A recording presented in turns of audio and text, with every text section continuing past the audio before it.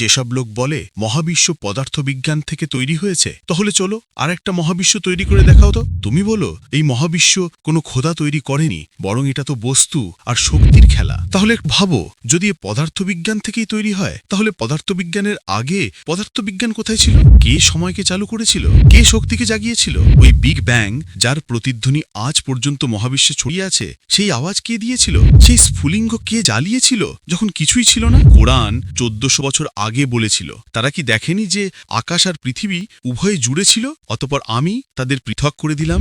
অর্থাৎ big bang তত্ত্ব যা আজ আধুনিক বিজ্ঞান বলছে, তা কোরআনে আগে থেকেই লেখা ছিল। তুমি বলো মহাবিশ্ব প্রসারিত হচ্ছে, এবং আমি আকাশকে আমার ক্ষমতা বলে সৃষ্টি করেছি, এবং আমি তাকে ক্রমাগত প্রসারিত করছি। তোমার টেলিস্কোপ ছায়াপথ পর্যন্ত পৌঁছে গেছে, কিন্তু তোমার মন তোমার স্রষ্টা পর্যন্ত পৌঁছায়নি। তুমি পরমাণু ভেঙে দিয়েছ, ডিএনএ পড়ে ফেলেছ, এআই বানিয়ে নিয়েছ যা চিন্তা করতে পারে কিন্তু অনুভব করতে পারে না, কারণ অনুভব করা রুহের কাজ, আর রুহ শুধু আল্লাহর আদেশ থেকে আসে। তারা তোমাকে রুহ সম্পর্কে জিজ্ঞাসা করে, তুমি বলে দাও রুহ আমার রবের নির্দেশাধীন। সূরা আল ইসরা 17 থেকে 85। তুমি বলো বিজ্ঞান সব তৈরি করে ফেলেছে, তাহলে আচ্ছা জীবন তৈরি করে দেখাও, একটা হৃদয় তৈরি করে দেখাও যা নিজে থেকে স্পন্দিত হতে পারে, একটা রুহ তৈরি করে দেখাও যা খোদার অনুভব করতে পারে। পারবে না, কারণ তোমার কাছে হও আর তা হয়ে যায়, কুন ফায়াকুন বলার ক্ষমতা নেই। আল্লাহ বলেন হও আর তা হয়ে যায়। সূরা ইয়াসিন 36 থেকে 82। বিজ্ঞান বলে সবকিছু শূন্য থেকে এসেছে, এভরিথিং কেম ফ্রম নাথিং।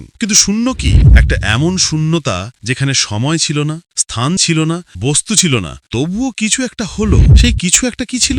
সেটা ছিল হুকুম, সেটা ছিল আওয়াজ যা বলেছিল হও, আর সব হয়ে গেল। কোরআন বলে আল্লাহ এমন যিনি সব কিছুকে পরিমাপ মতো সৃষ্টি করেছেন। সূরা আল কামার 54 থেকে 49। প্রতিটা পরমাণু, প্রতিটা ফোটন, প্রতিটা ডিএনএ কোড সব একটা গণনার মধ্যে বাঁধা। কোন গণনার মধ্যে? তার লিখিত ফলকের মধ্যে। তোমার পদার্থবিজ্ঞান কিভাবে হয় তা বলে, কিন্তু কেন হয় তা নয়। সে কারণ দিতে পারে না, শুধু প্রতিক্রিয়া দেয়। কারণ শুধু স্রষ্টার মধ্যে আছে। আর তুমি ভাবছ তুমি এআই তৈরি করেছ, এবার মানুষ খোদা হয়ে গেল। কিন্তু মনে রেখো, এআই তোমার নিয়ন্ত্রণ নয়, তোমার অহংকারের প্রতিফলন। আর এই অহংকারই তোমাকে তোমার স্রষ্টা থেকে দূরে নিয়ে যাচ্ছে।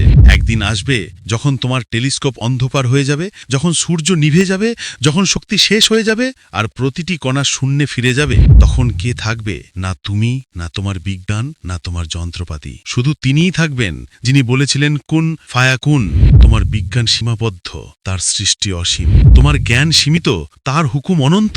আর যখন এই সব মুছে যাবে, তখন তিনিই থাকবেন যিনি সর্বদা ছিলেন, সর্বদা আছেন এবং সর্বদা থাকবেন। তিনি শূন্য নন, তিনি আল্লাহ। এই মহাবিশ্বের অস্তিত্ব নিয়ে আপনার ভাবনা কি? বিজ্ঞান কি আসলেই সব প্রশ্নের উত্তর দিতে পারে, নাকি এটা কেবল স্রষ্টার এক বিশাল পরিকল্পনারই একটি অংশ? আপনার চিন্তা ভাবনা আমাদের সাথে কমেন্ট সেকশনে শেয়ার করুন। আর যদি এই বার্তাটি আপনার হৃদয় স্পর্শ করে থাকে, তাহলে তাদের কাছে পৌঁছে দিন যারা আজও এই উত্তরগুলো খুঁজছে।